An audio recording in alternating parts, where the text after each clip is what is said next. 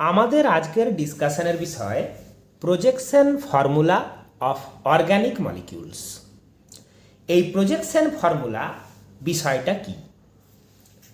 এখানে আমরা প্রজেকশন ফর্মুলার বিষয়ে কিছু কথা লিখেছি। জিনিসটা কি বোঝাচ্ছে সেটা দেখার আগে আমরা একটু বুঝে নিই যে অর্গানিক মলিকিউলসে কার্বন অ্যাটমের হাইব্রিডাইজেশনের ওপর ডিপেন্ড করে মলিকিউল প্ল্যানারও হতে পারে, নন প্ল্যানারও হতে পারে। কার্বনের হাইব্রিডাইজেশন sp3 হলে মলিকিউল টেট্রাহেড্রাল জিওমেট্রি অ্যাডপ্ট করে। এই টেট্রাহেড্রাল স্ট্রাকচার বোঝার জন্য আমরা মডেল হিসাবে এই মলিকিউলটাকে কনসিডার করছি, tetrahedral geometry. Tetrahedral molecule 3 dimensional, অর্থাৎ এটা প্ল্যানার নয়। যেমন প্লেন হিসাবে যদি আমরা এটাকে কনসিডার করি এবং সেখানে যদি এই মলিকিউলটাকে রাখার চেষ্টা করি, মলিকিউলের সব অ্যাটমগুলো ওই প্লেনে আসে না। মলিকিউলটা 3 ডাইমেনশনাল। এই অবস্থায় এই 3 ডাইমেনশনাল মলিকিউলকে তার 3 ডাইমেনশনাল স্ট্রাকচার হিসাবেই তাকে বুঝতে পারার মতো করে যখন আমরা একটা 2 ডাইমেনশনাল সারফেস, যেমন ধরো আমাদের এই পেপার বা আমাদের যে ব্ল্যাকবোর্ড, সেখানে প্রেজেন্ট করার চেষ্টা করি, তখন তাকে বলা হয় প্রজেকশন ফর্মুলা। এই বিষয়টাই আমাদের এখানে লেখা আছে। Formulas used to represent molecules having 3 dimensional structure on a 2 dimensional surface are called projection formula. তাহলে আমাদের এই খাতার প্লেনে অর্থাৎ 2Dতে একটা 3 ডাইমেনশনাল মলিকিউলকে 3 ডাইমেনশনাল হিসেবে রিপ্রেজেন্ট করার চেষ্টাটাই হচ্ছে প্রজেকশন ফর্মুলা। তো এই যে আমাদের রিপ্রেজেন্ট করার চেষ্টা, তার কিছু টাইপ আছে। টাইপগুলোকে আমরা এখানে লিখেছি। এগুলো হলো flying wedge projection formula, Fischer projection formula, sawhorse projection formula, Newman projection formula and zigzag projection formula. আজ আমরা শিখব ফ্লাইং ওয়েজ প্রজেকশন ফর্মুলার বিষয়। এটা একটা 3 ডাইমেনশনাল মলিকিউলের 3 ডাইমেনশনাল রিপ্রেজেন্টেশন, অর্থাৎ যেন আমরা 3 ডাইমেনশনাল ভিউটাই করছি সেভাবে প্রেজেন্ট করা। কেমনভাবে ফ্লাইং ওয়েজ প্রজেকশন ড্র করতে হয় সেটা আমরা এখন দেখব। আমরা ধরে নিচ্ছি এইটা এমন একটা কার্বন যার এনভায়রনমেন্টটা, অর্থাৎ ওর যে চারপাশের 4টে বন্ড, তার 3 ডাইমেনশনাল ভিউ আমরা করতে চাই। দুটো সিম্পল লাইন থাকে, বা এগুলোকে আমরা অর্ডিনারি লাইনও বলতে পারি। এই অর্ডিনারি লাইনগুলো খাতার প্লেন, অর্থাৎ এই পেপারের প্লেনেই আছে এমনটা বোঝায়। একটা বোল্ড ডার্কেন লাইন থাকে যেটাকে আমরা বলি সলিড ওয়েজ। এটা সেই সাবস্টিটিউয়েন্টটাকে বোঝায়, এই বন্ডে সেই সাবস্টিটিউয়েন্টটা থাকে যেটা খাতা থেকে ওপরের দিকে, অর্থাৎ এইভাবে আমাদের ভিউয়ারদের দিকে উঠে আছে। এটাকে আমরা বলি above the plane. Which plane? এই যে পেপারের প্লেন, সেই প্লেন। তাহলে এই সলিড ওয়েজ দিয়ে আমরা সেই সাবস্টিটিউয়েন্টটাকে দেখি যেটা পেপারের প্লেন থেকে ওপরের দিকে উঠে আছে। আরেকটা থাকে ব্রোকেন লাইন বা হ্যাশড ওয়েজ। এই হ্যাশড ওয়েজ দিয়ে আমরা সেই সাবস্টিটিউয়েন্টটাকে বোঝাই যেটা খাতা থেকে নিচের দিকে, খাতা মেঝে এইসব ফুঁড়ে নিচের দিকে চলে গেছে। তাহলে এটাকে আমরা বলি হ্যাশড ওয়েজ।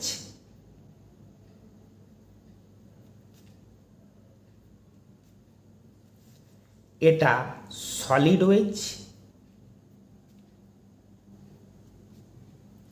আর এই দুটো অর্ডিনারি লাইন বা সিম্পল লাইন।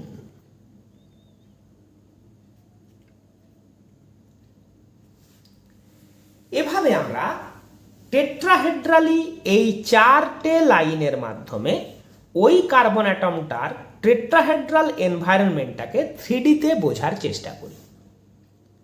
যতক্ষণ না আমরা এই চারটে সাবস্টিটিউয়েন্টকে প্লেস করছি ততক্ষণ আমরা বলছি এটা একটা ফ্লাইং ওয়েজ স্কেলিটন। আমরা যেমন কার্বনটার এই দিকে এইভাবে সিম্পল লাইন দুটো বা অর্ডিনারি লাইন দুটোকে প্রেজেন্ট করেছি, যদি আমরা অর্ডিনারি লাইনগুলোকে অন্যভাবে প্রেজেন্ট করতাম এবং আমরা এই যে একটা চোখের আন্দাজে টেট্রাহেড্রা অর্থাৎ চোখের আন্দাজে বন্ড অ্যাঙ্গেলগুলো মেনটেন করে যে টেট্রাহেড্রাটা বোঝানোর চেষ্টা করেছি, যদি সেইভাবে মলিকিউলটাকে প্রেজেন্ট করি, সেই হিসাবে আমাদের এই ফ্লাইং ওয়েজ স্কেলিটন অনেক রকমের হয়। তার মধ্যে চারটে ফ্লাইং ওয়েজ স্কেলিটন খুব কমন। আমরা এখন ওই চারটে ফ্লাইং ওয়েজ স্কেলিটনকে আগে বুঝব। তাহলে হ্যাশড লাইন কি বুঝিয়েছিল? The substituent that is below the plane of this paper. Solid wedge বুঝিয়েছিল অ্যাবাভ দ্য প্লেন সাবস্টিটুয়েন্ট,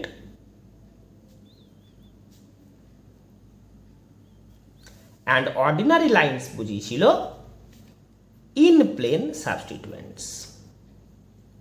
এই বিষয়টা আগে আমরা মাথায় ধরে নিই। তাহলে আমরা যতবার ওইরকম অর্ডিনারি লাইন দেখব ততবার বুঝবো substituents are in the plane of the paper. যখনই হ্যাশড ওয়েজ দেখব তখনই বুঝবো সেটা সাবস্টিটুয়েন্টটা below the plane of the paper, আর যখনই সলিড ওয়েজ দেখব আমরা বুঝবো সাবস্টিটুয়েন্টটা above the plane of this paper.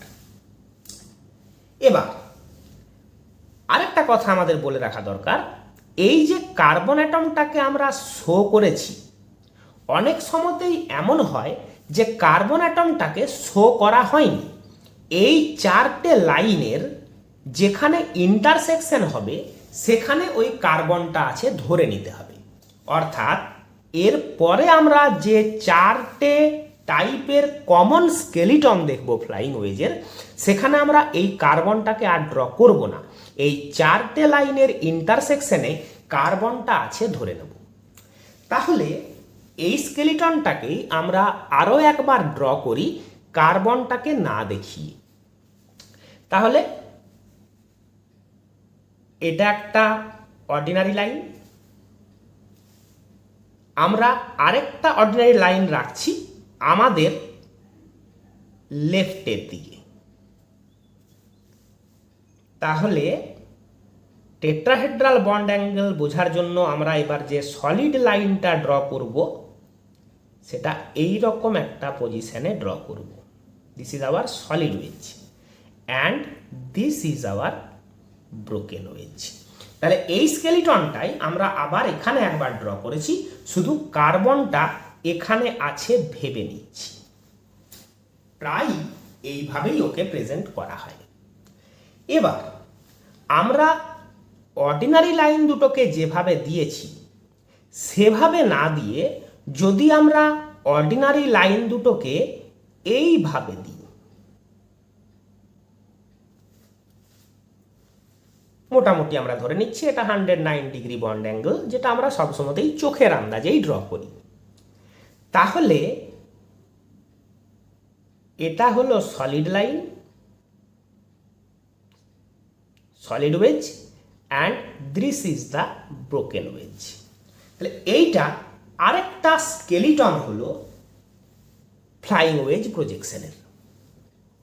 আবার যদি অর্ডিনারি লাইনগুলোকে আমরা এইভাবে দেখাই, এটা solid wedge and broken wedge. Ordinary লাইনগুলোকে এইভাবে দেখালে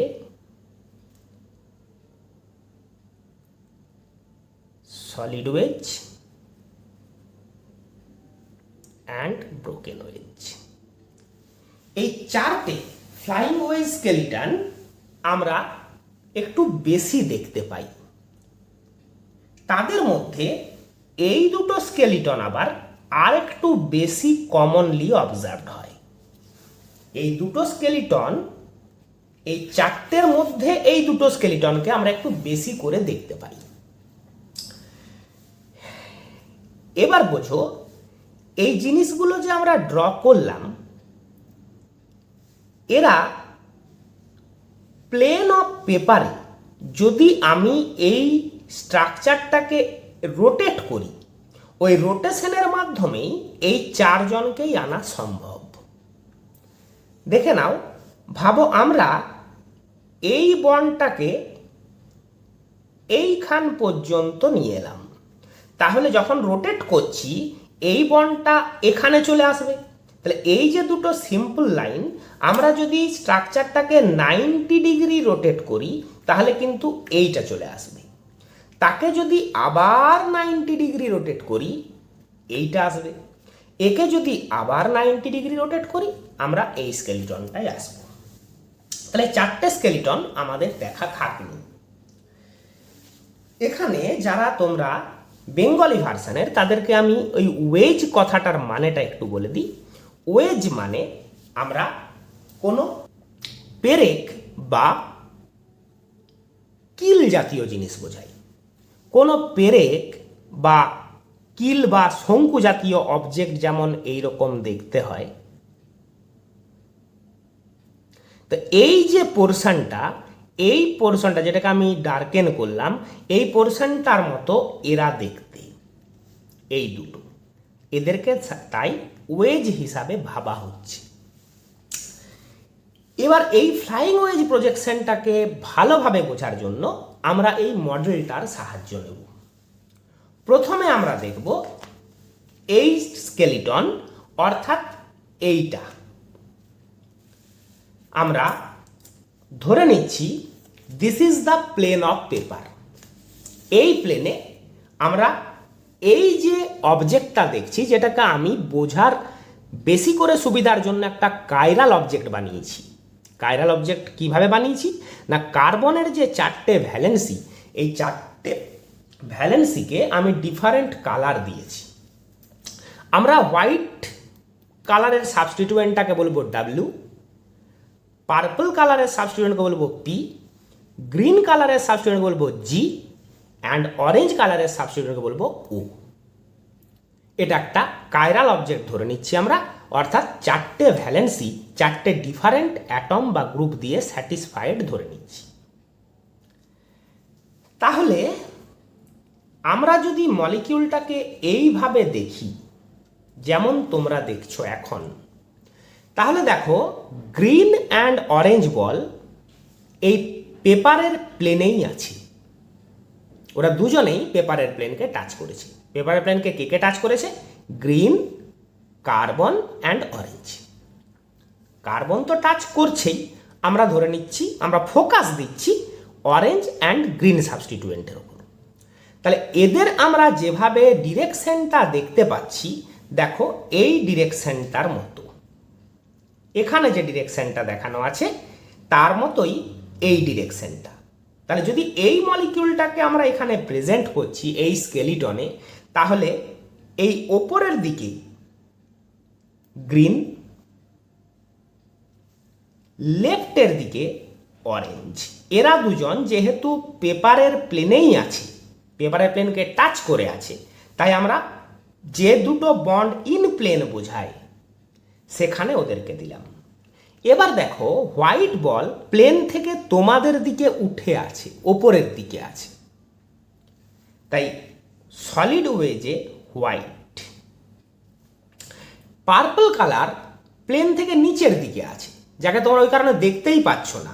এই দেখো পার্পল প্লেন থেকে নিচের দিকে চলে গেছে, অর্থাৎ সে ব্রোকেন ওয়েজে থাকবে। তাহলে এই যে মলিকিউলটাকে আমরা যেভাবে এখন দেখছি পেপারে, সেটা ফ্লাইং ওয়েজ রিপ্রেজেন্টেশন হয়ে গেল এইটি। এবার আমরা কি করছি, একেই খাতার প্লেনেই 90 ডিগ্রি রোটেট করব। খাতার প্লেনে মানে দেখো প্লেনের বন্ডগুলো প্লেনেই আছে, 90 ডিগ্রি রোটেশন হয়ে গেল। তাহলে স্কেলিটনটা যেমন দেখতে হলো, প্লেনের বন্ডগুলো দেখো এই ডিরেকশনে আছে, তার মানে আমরা এই স্কেলিটনটায় পৌঁছেছি। তাহলে এই দিকে অরেঞ্জ, এদিক বরাবর প্লেনে গ্রিন। কি করে বুঝছি প্লেনে আছে? কারণ ওরা সত্যি খাতাকে টাচ করে আছে, প্লেনকে টাচ করে আছে, তোমরা দেখতে পাচ্ছ।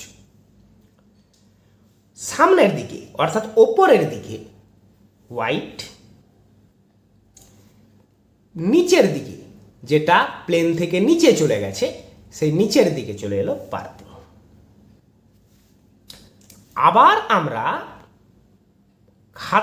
খাতার প্লেন বা পেপারের প্লেন থেকে মলিকিউলটাকে না তুলে 90 ডিগ্রি রোটেট করে দিলাম। কি পেলাম? প্লেনে এই দিক বরাবর অরেঞ্জ, এই দিকে গ্রিন, ওপরের দিকে হোয়াইট, নিচের দিকে purple, below the plane purple. আবার আমরা মলিকিউলটাকে 90 ডিগ্রি রোটেট করলাম ওই একই প্লেনে রেখে। আশা করছি তোমরা রোটেশনের পদ্ধতিটাও খেয়াল করছো যে প্লেন অফ পেপারে মলিকিউলকে কেমন করে রোটেট করে। প্লেন অফ পেপারে মলিকিউলকে আমরা মনে মনে ভাববো এইভাবে রোটেট করা যায়, যেভাবে আমরা রোটেট করে এলাম। পরে কিন্তু আমাদেরকে মলিকিউলকে কল্পনায় রোটেট করতে পারতে হবে। তাহলে এখন যেরকম দেখছি প্লেনে আছে যথারীতি গ্রিন অ্যান্ড অরেঞ্জ, এই দিক বরাবর গ্রিন, এই দিক বরাবর অরেঞ্জ, ওপরের দিকে প্লেন থেকে ওপরের দিকে হোয়াইট সলিড ওয়েজে, পেপারের প্লেন থেকে নিচের দিকে ফেস করে আছে পার্পল। তাহলে একটা মলিকিউলকে আমি কেমন ভাবে রেখেছি পেপারে, কোন দুটো অ্যাটমকে কোন দিক বরাবর রেখেছি পেপারে। আমরা প্লেনের অ্যাটম দুটোকে এই দিক বরাবর রেখেছি, অর্থাৎ আমাদের হাত অনুযায়ী লেফটের দিকে, না আমরা এইভাবে রেখেছি আমাদের হাত অনুযায়ী রাইটের দিকে। সেইভাবে আমরা এই চারটে স্কেলিটন পেয়ে যাই এবং মলিকিউলটাকে যেমনভাবে দেখছি সেই অনুযায়ী সাবস্টিটিউয়েন্টগুলোকে আমরা পুট করি। তাহলে একটা বিষয় আমরা এখানে লক্ষ্য করলাম, কি সেটা?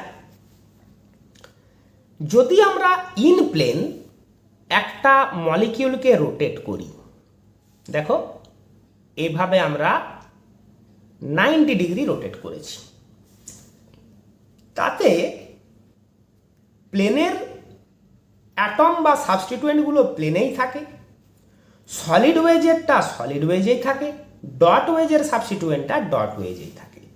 অর্থাৎ ওদের ডিরেকশনগুলো তো চেঞ্জ হয়, কিন্তু যেমন ধরনের বন্ডে তারা প্রেজেন্ট ছিল সেটা চেঞ্জ হয় না। এটাকে এখানেও চেক করো, এই দিকেই ফার্দার 90 ডিগ্রি রোটেট করে, আবার তোমরা এখানেও চেক করো আরও 90 ডিগ্রি রোটেট করে। এর মানেটা কি দাঁড়ালো? এর মানে হলো এইটাই যে ইন প্লেন রোটেশনের একটাকে আরেকটায় যখন আমরা নিয়ে যাচ্ছি তখন সেটা ড্র করা খুব ইজি, শুধু স্কেলিটনটাকে ঠিক করে নিলেই হলো। বাকি কে কোথায় আসছে, এই প্লেনের অ্যাটম দুটো কোথায় আসছে সেটা তো বোঝা বড়ই সোজা। আর সলিড ওয়েজের অ্যাটমটা সলিড ওয়েজেই থাকবে, ডট ওয়েজের অ্যাটমটা ডট ওয়েজেই থাকবে। অর্থাৎ বিলো দ্য প্লেন যে ছিল সে বিলো দ্য প্লেনই থাকবে, অ্যাবাভ দ্য প্লেন যে ছিল সে অ্যাবাভ দ্য প্লেনেই থাকবে।